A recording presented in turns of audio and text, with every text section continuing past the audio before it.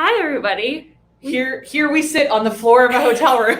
In Charleston, South Carolina.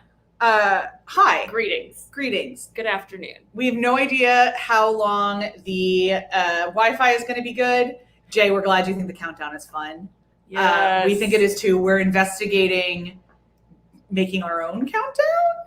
Question mark? Maybe doing one longer than 30 seconds. We don't know. We could get like a fun banner that says like the good doctors. We have Diagnose. Like flying like geese and penguins and things in. If you want. Sure. Okay. So today's going to be short no matter what. We're whether the Wi-Fi hangs out or not, because we prepared to lose the Wi-Fi. Always. Always. Excuse me. So today is going to be a catch up on some empathy exercises after the fresh ones. The new empathy exercises. For this week, because we've got 3 really great ones. Yeah. The first one is. Yeah. So the first, okay. I've got the first one. Let me make timestamps for Eleanor. Oh yeah. Oh wait. Do. Oh hey, we're really excited that Mike Richardson's in the host. How is that not an empathy exercise? So it was just too much of a celebration. Empathy exercise 0.05. Yeah, .05 is the news that the person slated to become the new host of Jeopardy, Mike Richards was the executive producer, stepped down on Friday, basically because he's not a good human. He's not a good dude. And he got caught being not a good, I should say caught, he was on his own podcast. Yeah, so, being not a good dude. Being not a good dude. As a lifelong Jeopardy devotee, I was very happy with the decision. I wasn't necessarily happy with his choice in the first place because it was just a little too nepotistic. But good empathy exercise, definitely. How not to apologize. Oh, for sure. He's going in our pile. He goes in our pile of how not to apologize because his apology was terrible. Yep, it's hot garbage. His statement was like, I don't want to be a distraction for fans. I was like, I don't want a racist and sexist host of Jeopardy. Yeah. So like, I don't care about the distraction. And now the rumor is that Mayim Bialik is a front runner for the full-time post. She was so good. So fingers crossed for Amy Farrah Fowler. There were lots of jokes about how they were going to offer it to LeVar Burton and then he was going to go to Howard University instead. That's classic. That's classic. That's a little inside baseball. Baseball was really good. Right. People are like, are they going to pull a Nicole Hannah-Jones? Yes. So you ready to keep notes? Have Eleanor notes. Eleanor notes.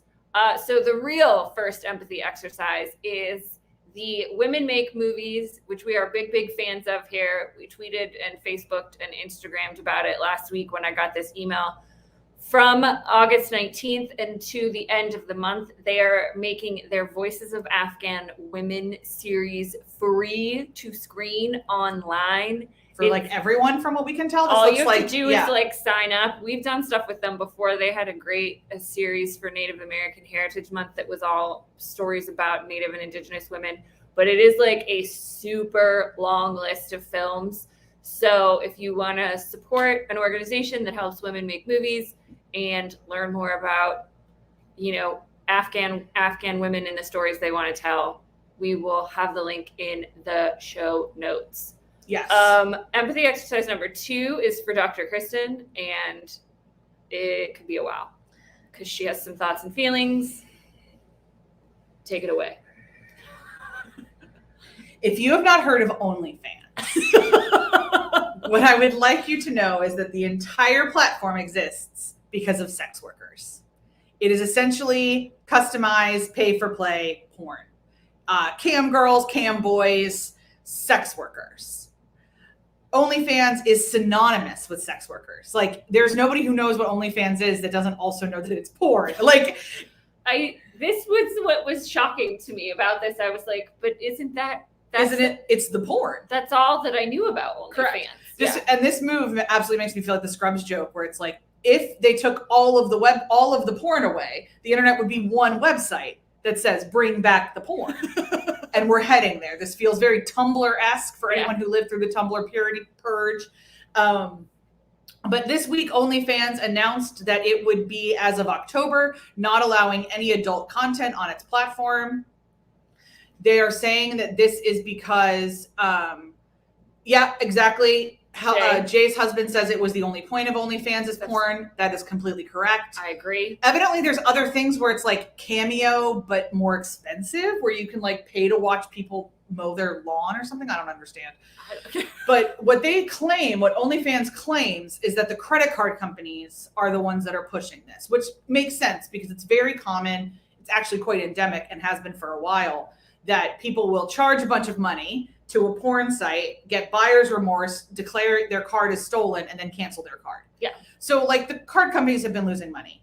There is no way I believe that is the only thing driving this, because the other thing is that they wanted to go on app stores, and Apple and Google will not allow adult content on their app store, which again, I don't necessarily blame them for because of the way that Sestra Fosta works, in that they then become responsible for any sexual content on their platform. And OnlyFans, anyway, so what I said to my husband was that it needs to be like AO3, but for porn, where you just accept that it's like self-moderated and keep it off the app stores. Like just keep it off the app stores.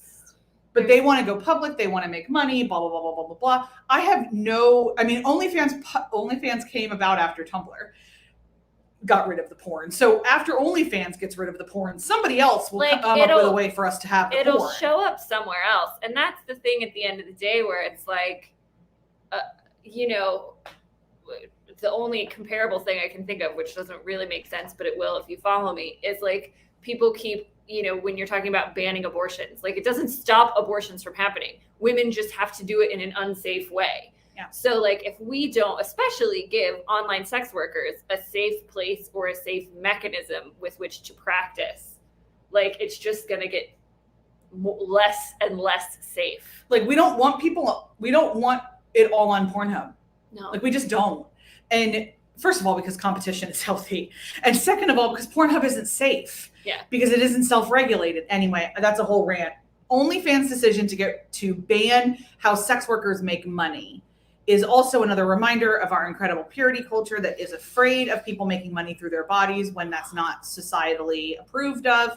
But viva la sex workers, they'll come up with a way to make money anyway. And empathy-wise and society-wise, we are just, this will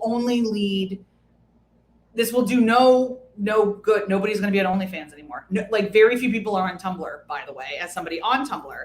Tumblr is like an echo of its former self when the porn was there. So it's just, this isn't going to go well for literally anybody. For anybody, yeah. Anybody.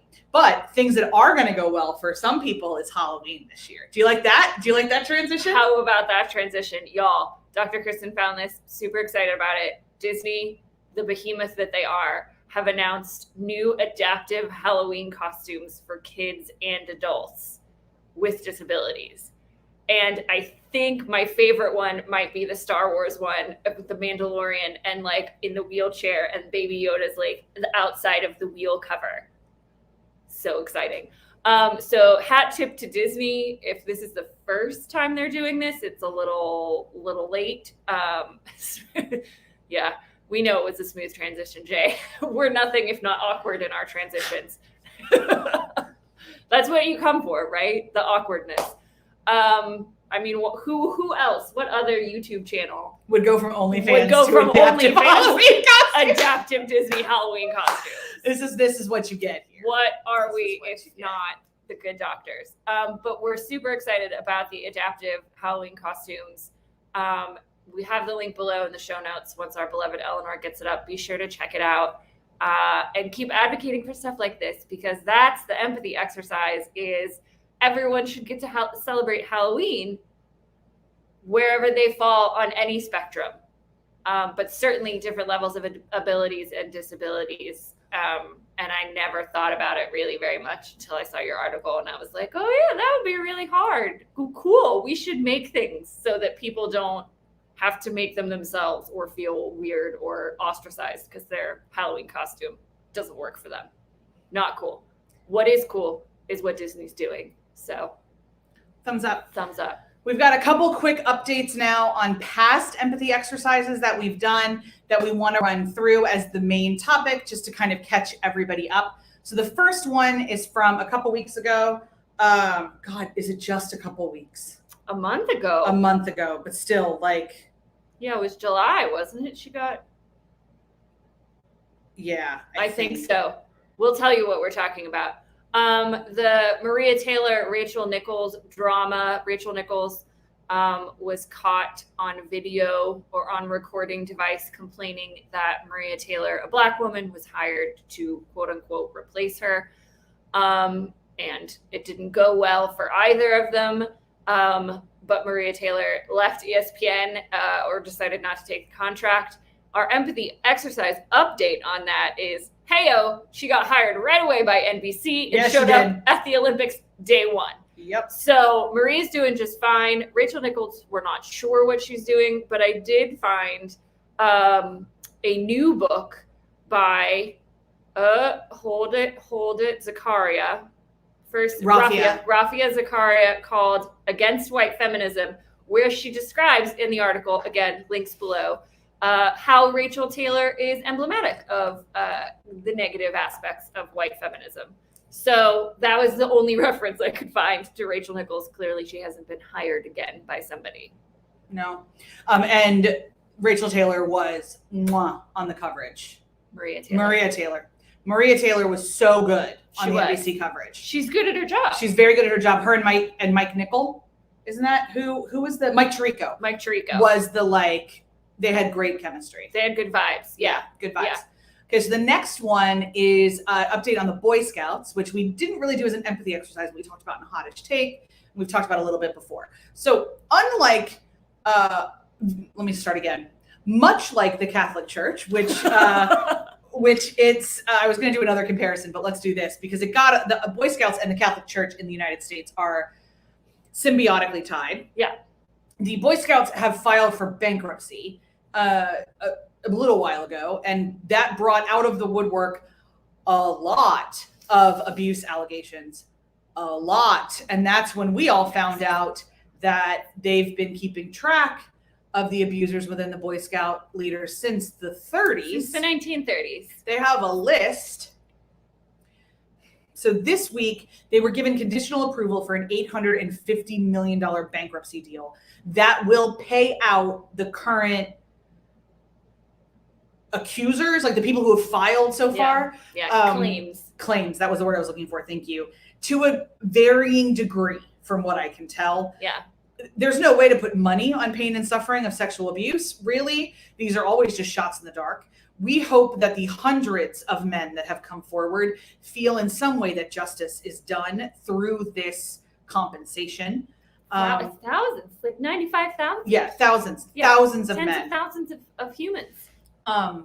And while we absolutely do not believe that every Boy Scout leader is evil in the same way that not every priest is, the institution protected itself instead of children, just like the Catholic Church did, just like a lot of universities do when we're talking about sexual assault. The institution will always protect itself, and that is what the Boy Scouts did. So am I sad that they are bankrupt? No. No. Okay. Next empathy exercise update falls under the changing of racist Native mascots and names, which is exciting news because another one changed.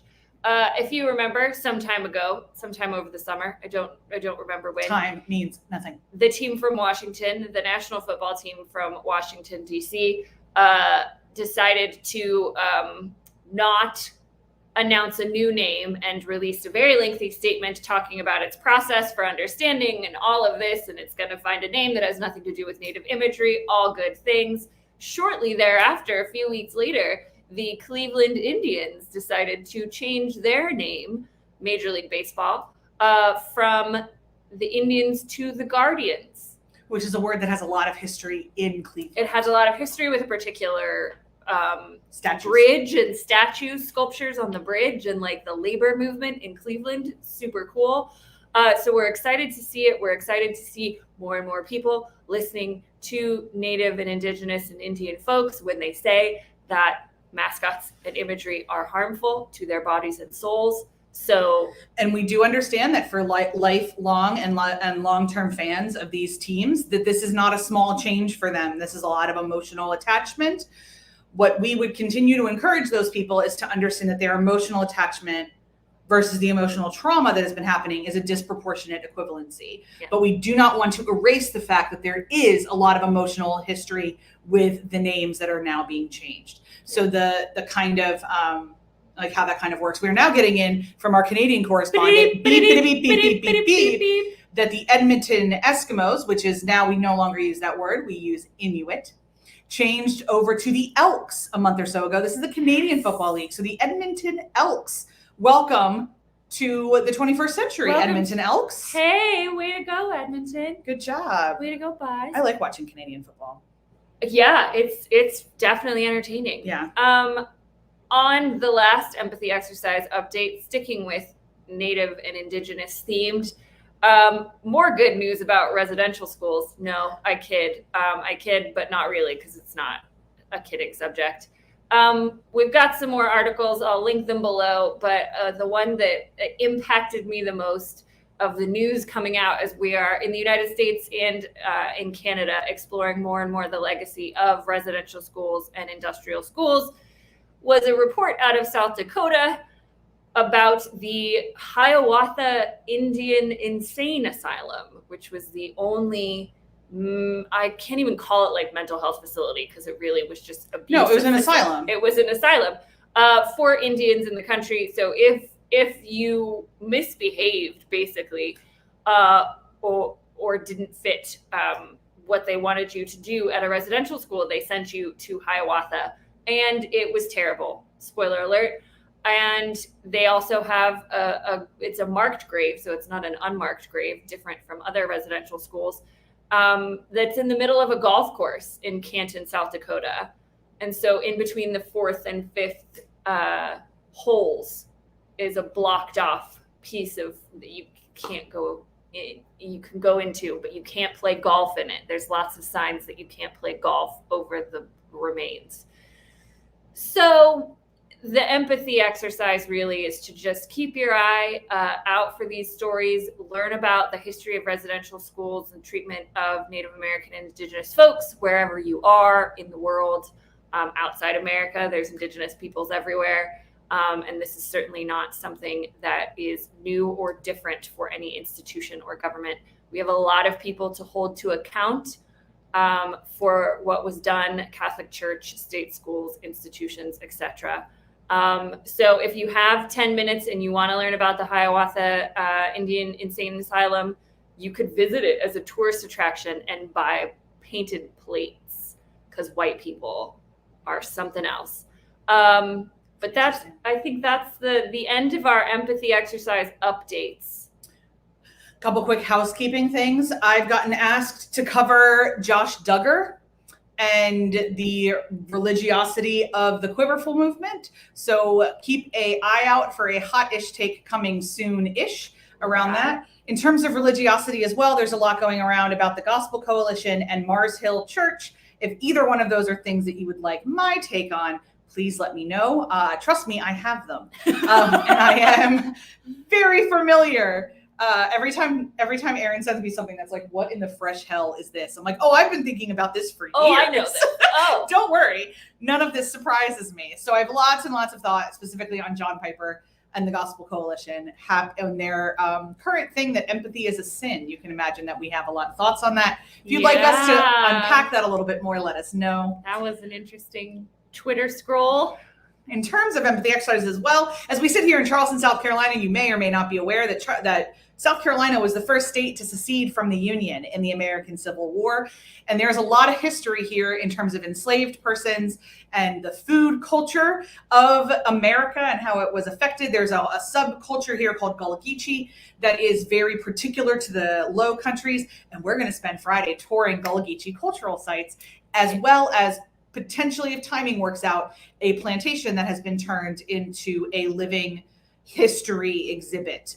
In a way, obviously, sans enslaved persons, but their voices are evidently throughout the experience. We've heard from various educators that this is the one you go to. This is the plantation you go to if you want to learn. This is the plantation that recognizes how terrible slavery was.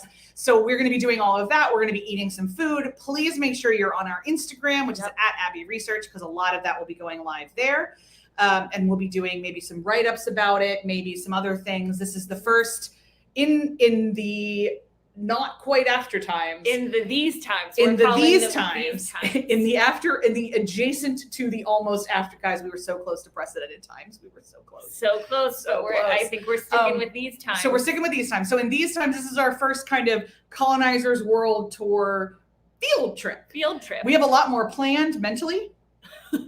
So we're gonna have our first one and see how it goes. Insert the meme of like my fall plans and the Delta variant. And the Delta variant, guys, we did so many. We were also we were gonna do a whole suffragette road trip last year. Maybe we'll do that for the 110th anniversary of the 19th Amendment. We have lots and lots and lots of. If the East Coast still exists by then, I mean, it'll all be fine. So all of that's a little bit of housekeeping. Now next week we will be back in our offices. Talking about things that we should talk about. Yeah. So we've done things we don't say anymore. And this is kind of the counter to that of like things that we don't talk about, but we really should. Like, fun trivia fact. Yeah. Did you know that General MacArthur wrote the Filipino Constitution? We just learned that this week. Right. And FDR wrote the Puerto Rican Constitution. Also, did you know that the Olympic torch relay is a piece of Nazi propaganda invented by Adolf Hitler? I bet you didn't, because I didn't either, and I just learned it. So it's going to be things of that nature where we really feel like we should be a bit more explicit about these stories and ideas and the parts of history that we do and do not tell for lots of reasons. So we hope you will join us on the Instagram and maybe the Twitter if I can find it and think of it at the same time, for our Charleston adventures. And if not, we'll see you guys next Tuesday. So good. Thanks for joining us. Bye. Bye.